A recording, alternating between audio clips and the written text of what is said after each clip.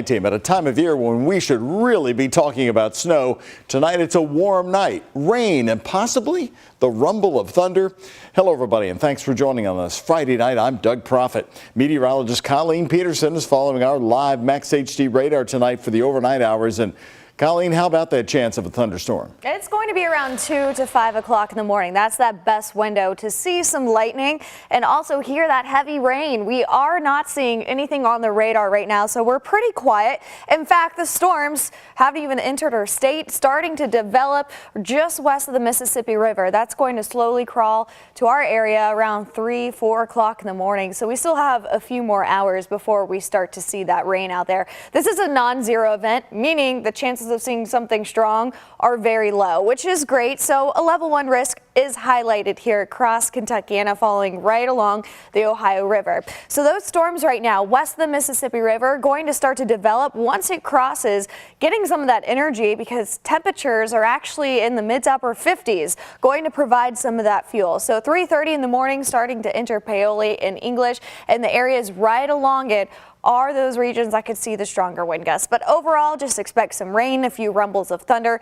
4:30 in the morning, I think that's when it's going to hit Jefferson County, starting to clear out by 8 o'clock. So if you're south of Bardstown, you still might be seeing some rain out there into the mid-morning, but then we're clearing out as we head towards the afternoon. Now, I'm going to talk about those storms a little bit more in detail and also what you can expect for your Super Bowl weekend coming up. Doug? Colleen, thank you. Now, our top story here on the night team. Tonight, Jefferson County Public Schools making it clear they can't continue the current busing system as it is, telling us something has to give. The school board next week is hearing proposals for big changes on busing. WHAS 11 team's Taylor Woods and photojournalist Elijah McKenzie are talking to parents about the possible options after the disastrous start to the school year. Taylor?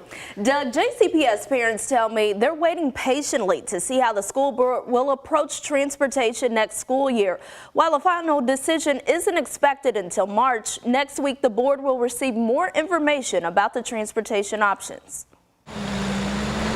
In December, JCPS parents were given letters that transportation may change for most students next year. One of those options include eliminating transportation to magnet students, which could affect nearly 500 bus routes. It will be quite difficult, for the parents that don't have transportation abilities or reliable transportation to get their children to school. Gabrielle Chandler has 2 students in JCPS schools. Her daughter Clarissa knows firsthand how important transportation is to school. It's definitely going to be a huge impact because sometimes my bus doesn't even show up. JCPS Chief of Communications Carolyn Callahan says 40 or more bus drivers call out a day and don't show up to drive, which means most days they have more routes than bus drivers. And with 65,000 students being transported, something has to give. We can't continue to go like this, or our students are going to continue to miss instructional minutes. Tuesday, the JCPS board will consider transportation proposals that include transporting students to reside schools only, a hub where families take their students to, or no change at all. That either means we need to find a lot more bus drivers,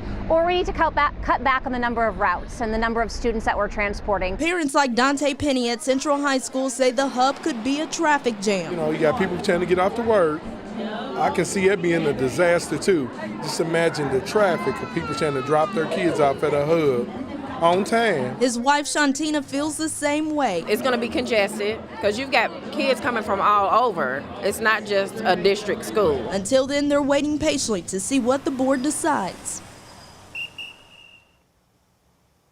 And JCPS school board members will hear the details about the transportation proposals at the meeting this Tuesday, February 13th at the Van Hoos Education Center. In studio, Taylor Woods, WHAS 11 night team on your side. Taylor, thank you. JCPS is working, by the way, to hire new drivers starting tomorrow through their school bus driver hiring blitz. You can have the chance to talk to current bus drivers, fill out applications, and even participate in on-site interviews. They need drivers in the hiring blitzes again tomorrow from 9 until 2 at the Hilton Garden Inn, the Louisville Airport location. That's down on Crittenden Drive. Again, the Hilton Garden Inn. We've got all the details for you, including what you need to bring, posted on this story and our link on WHAS11.com. Newly released search warrants in the case of Jamie Knoll showing the former Clark County, Indiana sheriff's family also spent nonprofit money on personal purchases. These new documents are showing the Knowles' daughter spent big money on things like tanning, alcohol, and a lot more. Focus investigator Travis Breeze is breaking down the charges discovered on American Express statements. Casey Knoll has been appearing in court behind or next to her parents. The state revealed Friday she's being investigated as well. In a monthly breakdown of UTVFA charges, she's accused of spending more than $100,000 over the past 5 years without reimbursing the department. The charges were for clothing, tanning, trips, Netflix subscriptions, and vaping products. The 3 search warrants Friday also showed Jamie Knoll hired her as an administrative assistant, making close to $80K per year. Kevin Wilkerson is also accused of spending up to $300,000 in fire department funds in auto parts, eBay, food, and gas. According to state records, Wilkerson is still a board member at the Volunteer Firefighters Association. The current leadership has not responded yet on if he will be removed or reprimanded. In another arena of alleged schemes, Knoll was made the executor of his brother William Knoll's estate after he died in December 2018. Jamie is accused of helping Casey take ownership of William's house and giving her $36,000 in equity. He's also accused of paying $16,000 out of William's estate for basement repairs at a different property. In total, he's accused of profiting $70,000 from the estate. These new documents come less than a week after Jamie and Misty Knoll appeared in court on charges of tax evasion and fraud. Those charges are on top of the 15 that Jamie is currently facing for his business practices. Both have pleaded not guilty in the case so far. Law enforcement in Scott County, Indiana, say 3 people are now facing charges after officers intercepted meth and fentanyl from coming into the jail. Sheriff Jerry Gooden says they first began investigating the case in November when staff members discovered drugs that had been mailed to inmates. Gooden says the letters listed return addresses as attorneys, which aren't allowed to be searched until under jail protocol. He says preventing drugs from coming into the jail all comes down to safety. Fentanyl is a very deadly drug. We know that if my employees come in contact with this fentanyl through the mail or having contact with the prisoners, it's a great possibility, that they could die. Also, in the same manner, the inmates that are receiving this fentanyl through the mail could ingest it and die also. Sheriff Gooden says these arrests show the importance of their new mail policy. He says any letters that get mailed to the jail now get sent off site where they are scanned and then sent to inmates electronically. Indiana is preparing to send 50 National Guard troops to the U.S.-Mexico border. Indiana Governor Eric Holcomb says the deployment is effective immediately and will help support an ongoing border security mission in Texas. They'll leave next month. Today's announcement comes just days after Holcomb and 13 other Republican governors visited the border with the Texas Governor Greg Abbott. During the visit, Abbott thanked them for sending their own National Guard troops. For stepping up and standing beside, behind, and with Texas in this effort. We're all fighting for a safer, more secure border and country, and I thank them for all they do. You saw the Indiana governor to the far left there in that scene earlier this week. A bipartisan bill to address border security died in the U.S. Senate. The bill also included funding for Ukraine and Israel. The state has confirmed that there is now an active OSHA investigation underway at the new Blue Oval SK Ford Battery Park under construction in Glendale in Hardin County, Kentucky. The Cabinet for Education and Labor wouldn't provide any details about what they're investigating there at the big battery plants. In a statement, a spokesperson says, quote, "The safety and health of all Kentuckians is critical, and the Commonwealth is committed to ensuring employees are protected while on the job. An inspection into this matter is open and ongoing."